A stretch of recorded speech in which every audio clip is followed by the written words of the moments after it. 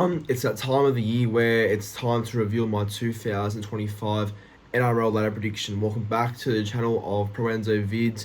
And yeah, look, obviously my ladder has been officially finalised now. No late changes, no shuffling teams around. It's locked and loaded, 1 through 17. So yeah, no changes at all. And yeah, obviously it's been a long, I guess, few hours, sort of putting this together, just because I feel like, it's tough to reveal where most clubs will be, because a lot of clubs have improved, and I feel like, I'd say about 1 to 10 can all make the top 4 potentially. Can't see why not on my ladder. But oh look, it's all tight. It's very tight competition. Everyone's improved, I feel like. Some clubs definitely you can see where they'll finish, but then there's other clubs where you don't know where they will exactly finish. So it's one of those things. But it's gonna be a good season ahead, and this will be hopefully a good reaction to my ladder. So everyone may disagree, some will agree, some will disagree, but that's fine. But hopefully the reaction to my whole ladder is pretty good. But everyone's got a different opinion at the end of the day, so yeah, it's all about respecting it, I guess. But as always though, please be sure to like, comment and subscribe to the channel.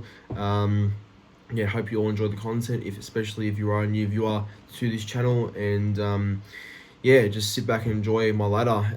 If I have your team in the bottom 8 or bottom 4 or whatever, don't get upset. It doesn't mean it's going to happen. It's just how I'm sort of assessing how that club goes for the new season ahead. So that's all it really is, honestly. No hate. But as always, hope you all enjoy. And here we go, 17th to 1st.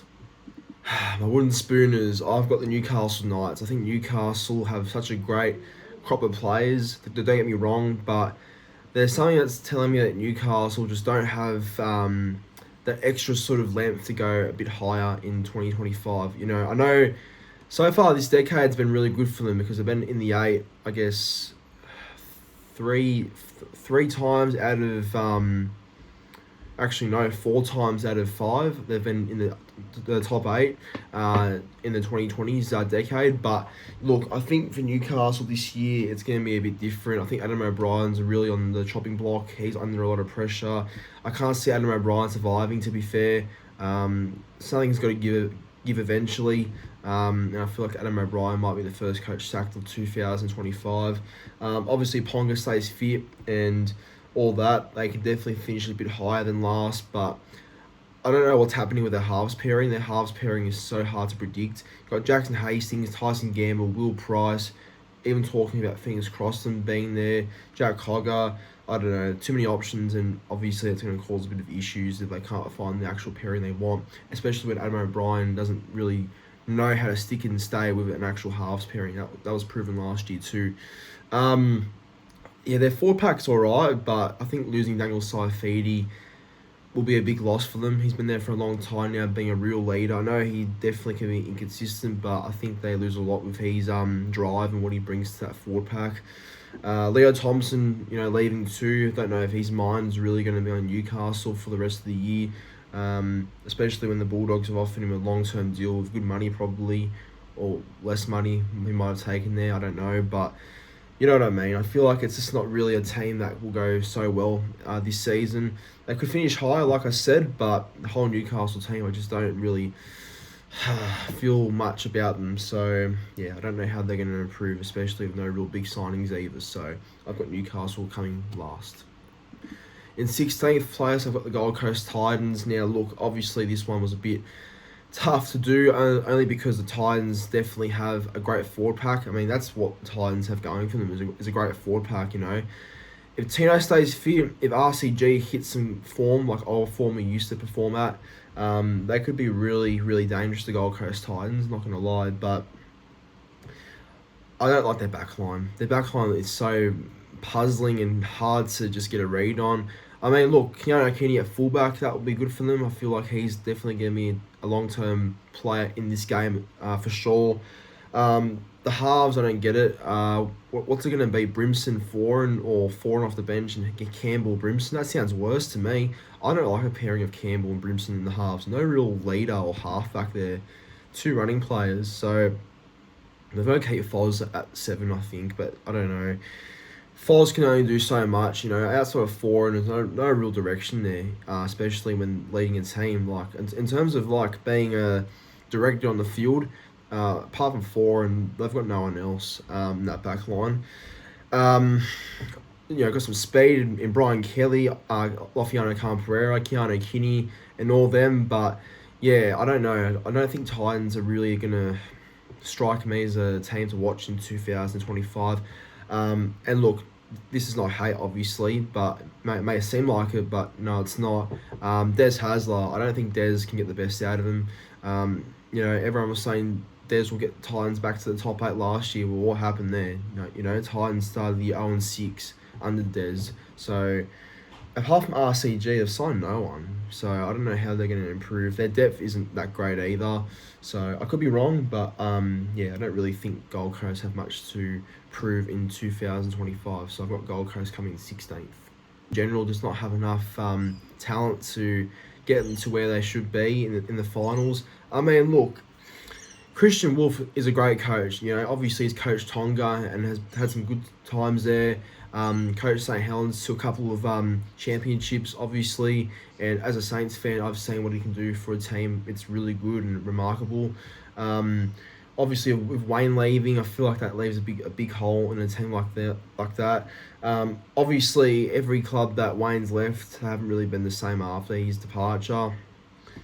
And, obviously, Dolphins may not be the team that falls into that sort of trap, but I don't know.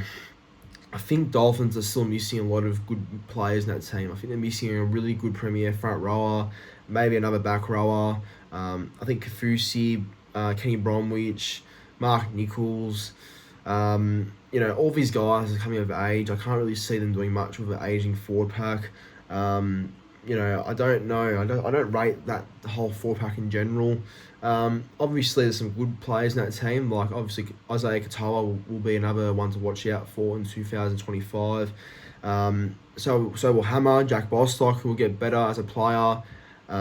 They've got a lot of talent in that back line, a lot of speed, probably the fastest back line in the comp. It will go close to it with Herbie Farnworth there as well. But, yeah, look, it comes down for me just the change of Wayne Bennett not being there, how the whole system changes once his departure's now happened. I don't know. Dolphins, for me, are not really stronger than a few other clubs I've got above them. So, yeah, look, I think Dolphins will be in the bottom 4.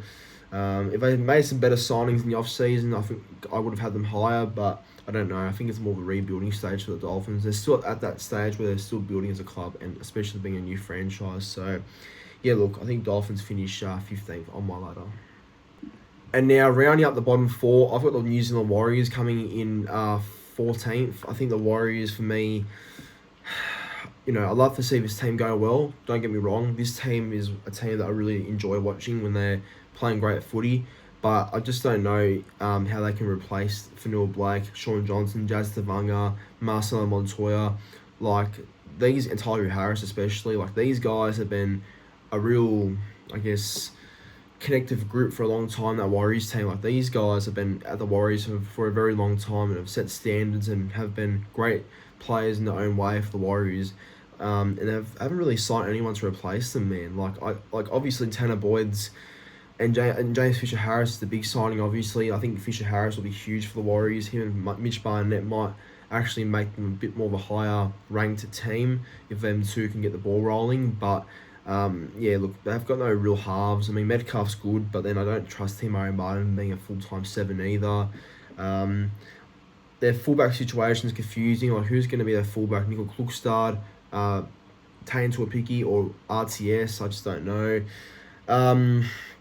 Their forward pack's still strong, I feel like, especially with Fisher-Harris now joining it too. But how do they get better with losing Fanua Blake, losing Johnson, who's been a long-time player at the Warriors and a great leader as well, Jas Tavanga, who's obviously had a lot of experience at the Warriors, and Tohu Harris, being the captain there too. Like, how do they get better from losing all those guys? I just don't know how they're going to do it.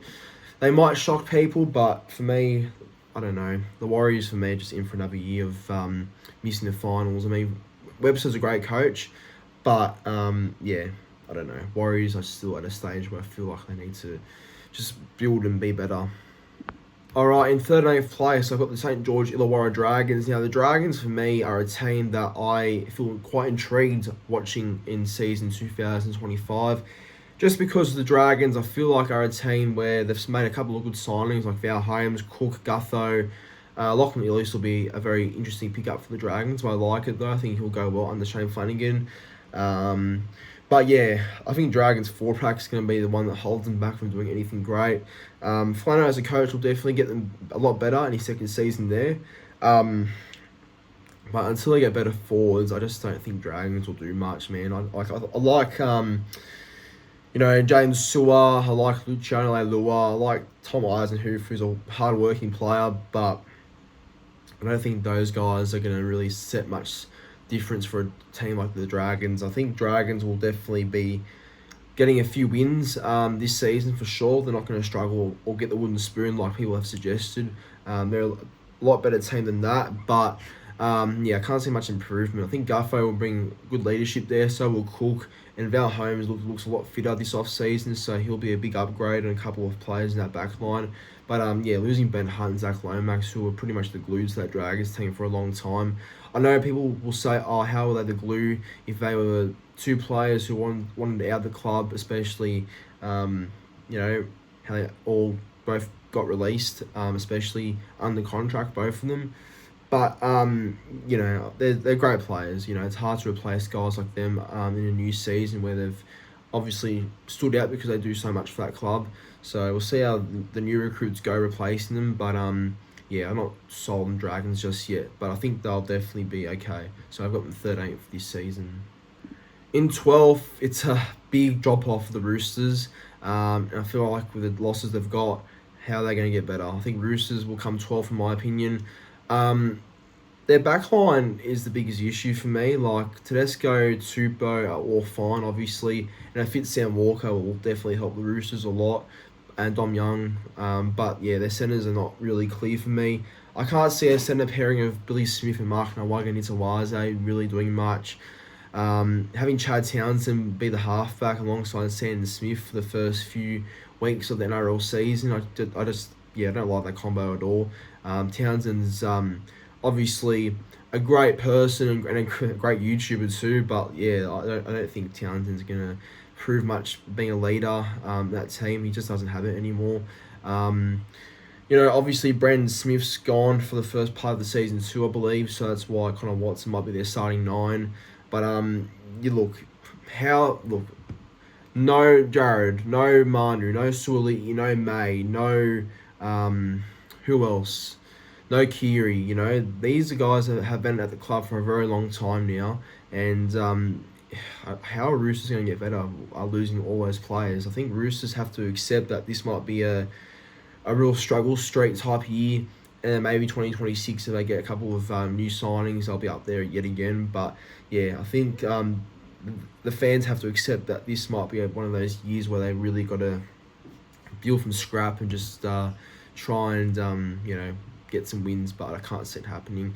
Their 4-pack's good though, of Lenu, Collins, Gus, Angus Crichton, Nat Butcher, Victor Radley. Like their 4-pack's still fire.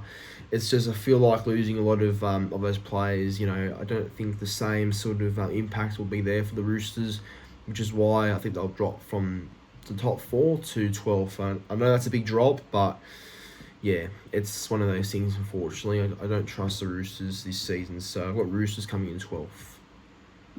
Alright, in 11th place, I've got the North Queensland Cowboys. Now, the Cowboys for me are a team that will definitely be dangerous yet again and will secure a few wins in 2025. But I feel like for the Cowboys, just losing, I guess, a lot of players in the off-season, I feel like it might be one of those things that could get to them.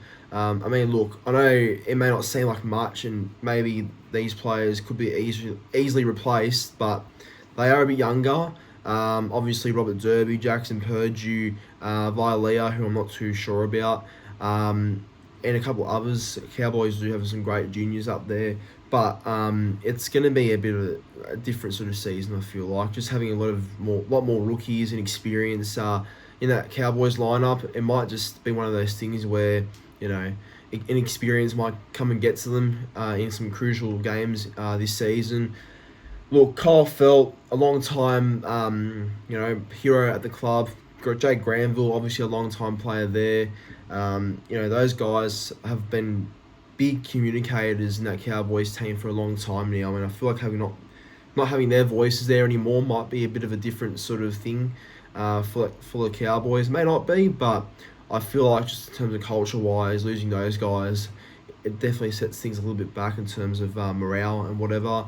Val Holmes, obviously, I feel like could be a bit of a loss as well. I know his defense was a bit off in a few games for the Cowboys, but experience definitely is something they lose with Val. So yeah, it's really been dependent on the young guys by Todd Payton. He's really depending on his young guys to step up to the task and whatever. But yeah, look, I think the Cowboys halves pairing with Tom Dearden and Jake Clifford, I don't know if I rate that either. I feel like Tom Dearden's going to be carrying Jake Clifford for most of that season. Look, Clifford has had some great games for the Cowboys, and there was a reason why he took over from Chad Townsend's halfback position last year and had some great games in that 7 jersey. But long term, I don't think Clifford's the answer. At any time he was a 7 for the Knights or the Cowboys in his first stint there, I've never seen Clifford being a dominant 7 and someone that will lead a club. So yeah, it's going to be the Dearden show, I feel like. Their forwards are good with Cotter and having Tamalolo, but who can be hit and miss, obviously. Sam McIntyre will be great again. Carl Lawton's a helpful pickup. John Bateman, I don't know if I really am too high on the Bateman signing just because his best is definitely well past him. And look, he and Luke is a big loss in the off-season to have due to an ACL. So, yeah, I don't know. I don't think Cowboys are going to be as effective as they were last year. They'll be good, but not as good. So I've got Cowboys 11th. In 10th place, the big improvers for the 2025 season, I have the West Tigers making some big steps up the ladder. I think the Tigers are in for a good season. Top 8, not quite yet, but they're going to improve heaps. I think the way they've signed all these new players like Royce Hunt, Terrell May, Jerome Luai have been the biggest out of all of them. Senior Taruva, Jack Bird, and a couple others. Jarrell Skeleton, it's some great recruitments there, and I think Tigers are building towards something for sure. Very young team still though, so I think that youth might be another thing that could hold the Tigers back from a top 8 berth. But look, when Luai is at the club, he'll definitely bring a lot. He'll be like Stephen Crichton for the Bulldogs, but I think Tigers are a bit more in a position where they can't really they can make the A, but I feel like they're not as set up to make the 8 as what the Bulldogs probably were, to be fair. So I think Tigers are more at a stage where they've got to try and at least finish outside the bottom 4, and that will be marked as a improvement by the Tigers. So, yeah, look, Tigers will be good, but I'm not prepared to say they are a top 8 team just yet. They could be, never know. But, yeah, I've got Tigers 10th. I think 10th place is a safe place for the Tigers. So we'll see how Benji goes in his second season being a full-time coach. And, we'll see whether the new recruits really are the ones that will be good for the Tigers. They should be, though. They really should be. Their forward pack's great. Their backline's pretty strong. It's just the centres for me I'm not too sure about. But other than that, it's a really good team that will win a lot of games, I feel like. So, yeah, Tigers to improve, but just finish outside the 8.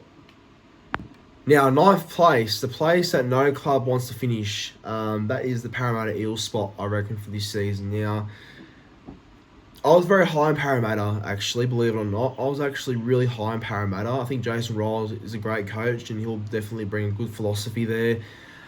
I like the signing of Josh Adokar and Zach Lomax. Like them two as players will bring a lot to that back line. A lot of threat, a lot of speed. Because Parra's back 5 is probably one of the most dangerous in the comp. Iongi, Adokar, Pinasini, Lomax, and Bailey Simonson. That's a great back 5. And the halves of Dylan Brown, Mitchell Moses. That's a top 8 back line, honestly. But the only reason why I've got Parramatta just missing it is purely because I'm not too sold on their hooker position, and I feel like their first year without Gutho, I think losing Gutho will hurt them in a few games. And I know Mitchell Moses is the captain, and Moses, will definitely be, a solid leader for that club. But yeah, look, obviously, whenever you lose a big name player, especially a player that's been there and done that for the club for a very long time, it's hard to replace that, especially with a rookie in Isaiah Iongi, who I rate highly, but Iongi replacing a long-time veteran in Gutho, it's not going to come easy. So I feel like that might be the only thing that could definitely hold Parramatta back, is not having enough experience at that fullback position and losing that leader in Gutho. They lost a lot of players to Parramatta. Blaze Talangi will be a big loss for them, I feel like. RCG, very confusing to why they let him go. But, yeah, Parramatta have a great team on paper. I just feel like it's a changing year. It's more of a transition type season. They can make the 8 easily. If Mitchell Moses stays fit, Parramatta can make the 8 easily. And they can go as far as saying they could be a top 6 team. But, yeah, look, I think Jason Rolls will be good for them, but it might take a bit of time for that whole, new system and new sort of things in place to make the club, I guess, get to where they should be. But, it might be a building year. But in saying that, though, they'll be good, a lot better than the last few years. Coming in 8th place, I've got the Canberra Raiders. I think the Raiders have the team to crack the top 8 in 2025. I think their forward pack is very strong. Obviously, look, losing Whitehead and Rapana will definitely hurt them a little bit, but I think their team overall has enough talent to crack the 8. I mean, look, their forward pack, like I said, was great. With Morgan Smithies being there, another year in the game of NRL. Had a great first year, I thought. Jones Harpney, Josh Papali'i, Danny Levi, hooker, and the new signing, Matty Nicholson. He's a good player from the Warrington Wolves, so I think he's another one of those Englishmen that will go well for Canberra. But yeah, it's the team itself. It's very well put together. Like, got some great big, fast outside backs. Good halves in Ethan Strange and Jamal Fogarty. I think that's a great halves pairing. If Jamal Fogarty can stay fit, I think Canberra will be very dangerous. And yeah, it's a great team overall. And I think Ricky Stewart is that type of coach that will, get Canberra going yet again. I know they were very inconsistent last year, which I think is Canberra's biggest issue, is their consistency. But if they can fix that, then I think Canberra will go a long way. I feel like they're a team that can definitely either sneak into that 8 or really make it comfortably. But the last few years have told us that history has said the Canberra Raiders make the top 8, either just scraping in or making it based on points. And I feel like that could be the case yet again this season. But yeah, it's a great team overall. I feel like it's a team that should be in the top 8, but again, wouldn't be shocked if they're not there. But I think their team's good enough to be there. So I've got Canberra in my top 8. All right, on to 7th place on my ladder. I have the Bulldogs now.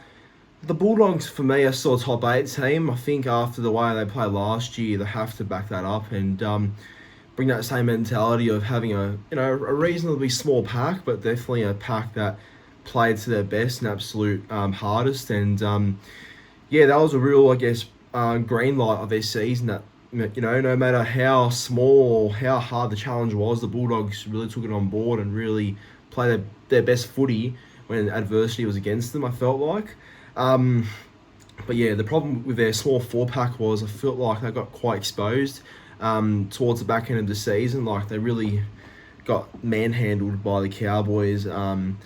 Against Manly, they weren't too bad in the finals game, but the game before the finals at a call, the first time we played them, we really exposed that pack there too. So, look, I think the Bulldogs have enough quality to make the 8 just because Crichton's the captain. I think Critter won't accept second-year syndrome or any of that. He shouldn't. I think he's that sort of leader that will make sure that, the Dogs stay consistent and stay true to their, I guess, goals, what they have for the season.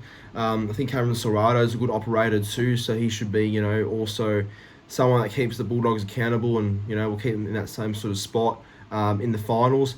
I have them 7th, so dropping a place from 6th to 7th, just because I feel like, the second year is always harder, and I'm not too sure if Burden and Sexton can go another year together. I know Sexton and Burden work so well together, but I don't think Sexton's a long-term 7 for the Bulldogs. I think eventually Mitchell Woods will come into that 7 jersey. May not be for a while, but I don't think Toby Sexton has a future at the Dogs. Right now, he's the best fit for the 7, obviously, but I think over time, once Mitchell Woods makes his debut, who's been a highly touted youngster for the Bulldogs for many years now, or not for many years, but for a couple of years, highly touted junior, he'll definitely be the long-term 7 one day.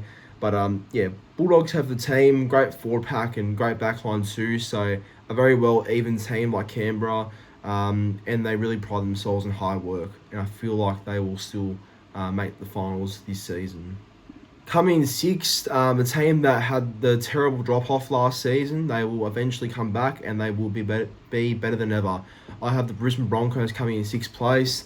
Now, the Broncos are a tough one for me. I feel like the Broncos definitely should be a top 8 team, even a top 4 team based on what their squad is. But the way they dropped off last season, I feel like there's some lingering issues there with player attitude and just, I guess, maybe players not taking themselves too seriously, maybe thinking they're all that great and good, but don't really let the reality get to them. But look, I think with some changes like Madge as the coach, he's a real hard-nosed coach, and he will definitely get the boys really working hard. And look at some of the Broncos' Instagram preseason photos at training. It looks like Madge is not playing around. He has got the Broncos running trenches and just really working hard in the heat up in Queensland. So, I think that mentality is really going to pay off, and I think the Broncos will work hard for Madge, and they will be a lot better this season. The signing of Ben Hunt's huge too. Like, honestly, any team that signs Ben Hunt, especially at his quality and what kind of player he brings and what he's achieved in his career, instantly a team will lift. And I feel like having a combo of Ben Hunt and Adam Reynolds, if hopefully he's fit by the season starts, that combo's scary. And I know people will say, oh, Hunt and Reynolds are old. Both of them are not trustworthy as what they used to be. Well, I don't believe that at all. I think if Reynolds stays fit, Broncos make the A, obviously. But, a lot depends on Reynolds' fitness. But when you think of Hunt and Reynolds together, that's a great combo. Like, them two have so much experience and so much quality amongst each other. Like, Hunt's a great ball runner and great organiser. Reynolds is a great organiser as well, but also a great leader on and off field. So it's the dream combo, really. Walsh at the back, and then the hooker position's probably a shootout between Walters, Moser, and Pakes. But Pakes apparently is looking really good under Madge at training, they reckon. Billy Walters probably will start, I reckon. But that 14 position between Moser and Pakes looks really on the... it looks really realistic between one of them two for that 14 role. So, but overall, the Broncos should be a lot better. I think they will be a lot better. Hopefully they've gotten over the 2023 Grand Final blues, and they come back this season a lot more fitter and with a clearer mindset, and they should. I think Madge is that guy that's going to get them thinking a lot better. So, Broncos to make the 8, and they finish 6. Okay, in 5th place, I have the South Sydney Rabbitohs. I think the Rabbitohs are set to bounce back in a big season under Wayne Bennett. Obviously, the super coach has not been at the Rabbitohs since 2021. And the last game he was the coach of the Rabbitohs was the 2021 Grand Final when they fell short to the Panthers, obviously.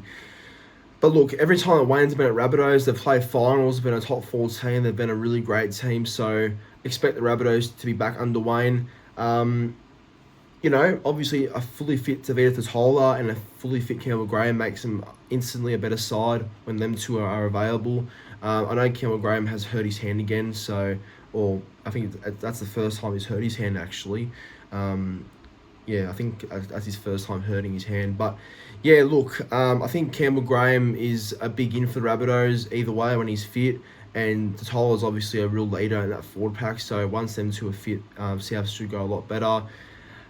But look, I think they've made some good pickups too. Like, Ewan Aitken's a great, tough player. He's obviously worked with Wayne at the Dolphins, so he should go a lot better at the Rabbitohs too. Jamie Humphries and Josh Schuster, both from Manly. I think Humphries will be used as like a hooker or maybe a jersey 14 off the bench.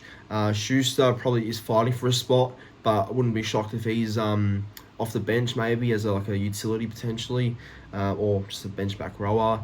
The big signing though, I reckon, is Lewis Dodd though. Lewis Dodd's a huge signing for South Sydney. Now, okay, at St Helens, he's had a great career at St Helens, don't get me wrong. I think his last season, which was last year for Saints, he was really hot and cold. Maybe that's to do with signing with a new club and having a new mindset on a new club, and maybe just thinking about Australia too much. I don't know. But obviously, he's going to Souths under Wayne. I think he will adapt to the Rabbitoh system pretty well. Obviously, having Latrell, Cody Walker as your ball players and having them in the same side as you, as a new player like Lewis Dodd, I think you'll find that very comfortable having two guys like them. Look, as long as Latrell's fit and firing and has no issues, he'll be fine, and Souths will be really good. Same with Cody Walker. I know Cody Walker's a bit older now, so maybe his effectiveness is slowing down a little bit. But look, he's still a great ball player and a dangerous runner of the footy. So I think as long as them two are also playing good footy, then South should be a great attacking team yet again like they used to be. So yeah, I think it's a big year for Souths coming up. So I've got South Sydney in 5th place. Okay, in 4th place, it's my team, Manly. So maybe no shock because that's my club and obviously I'm backing my team. But look, in all seriousness, I think if Manly can't finish in the top 4 this season, then it's a real disappointment. I think the team is primed for top 4 footy. And I think the team is good enough to be right up there with Penrith, Cronulla and Melbourne. I think that's where Manly should be, right in the top 4. Look, if Turbo stays fit for most of the year, he was injured last year, but he played most amount of games he's played since 2018, which is crazy. So if Turbo can at least play a bit over 15 games, maybe close to 20 like he did last year, we should be right up there and we should be back again as a real threat to the competition. Look, I think our backline's perfect, a lot of speed, a lot of skill, so our backline has no issues at all. Obviously Brooksy and DCE together for another year should get better. Both worked well with each other last year, so that chemistry does continue on for 2025, which is great. Our forward pack definitely is interesting, but because I'm not too sure who starts at prop with Paseka, I'm not too sure what our best bench is. Obviously the back rows will be Olaquatu and bench of Wavich, I guarantee that. Paseka and Takayaho, or maybe move Jake to prop and Nathan Brown to lock. I don't know, that could be good for the team. But either way, our forward pack's not too bad. It could be lacking another real good front rower, but I think our team's good enough to be up there. It's going well. I think Siebes as a coach is definitely getting the best out of them too. It's a big year for Siebes. Hopefully he can get the boys back to where they are. Again in finals, but a bit better this time. So I've been watching the Manly Away videos, and they do say they want to improve on their end of season train wreck against the Roosters and the way they finished the season. So yeah, I think it should be a good year for Manly. I hope anyway. We should be in the 4, and if not, it will be disappointing. But I think we'll be in the 4. So I'll back my boys to have a big year in 2025. Coming in 3rd. So this one was tough and a bit controversial maybe, because this club has been a top 2 team for the last 5 years now. But I think Penrith will go down 3rd this year. Now, look, obviously, it's based on some of their losses, yes. And I know in the past, Penrith have lost heaps of talent, but they've still maintained a top 2 finish every single year. But I feel like when you're losing 2 players who are arguably the best in their own position, like Fisher Harris and Jerome Luai, it's very tough to replace, I know Critter was probably the best centre in the competition in 2023, or was close to it. I think he was, though. But this is different, though. Luai is a premier playmaker, and he's been in that halves combo with Cleary for a few years now. So Cleary has to get used to a new 5'8" from Blaze Lungi. He's a gun, but very young still, and will definitely take time to learn the system. And look, Luai really carried Penrith last year. He really carried Penrith. He proved that by himself as a leading half that he can lead a team, which is why I think he'll be good for Tigers. But I think people are underestimating the loss of Luai, I feel like, because Luai brings energy, he brings team morale, he brings the hype to training. He's one of those players that really get the boys G'd up and ready for a game or ready for the week, whatever.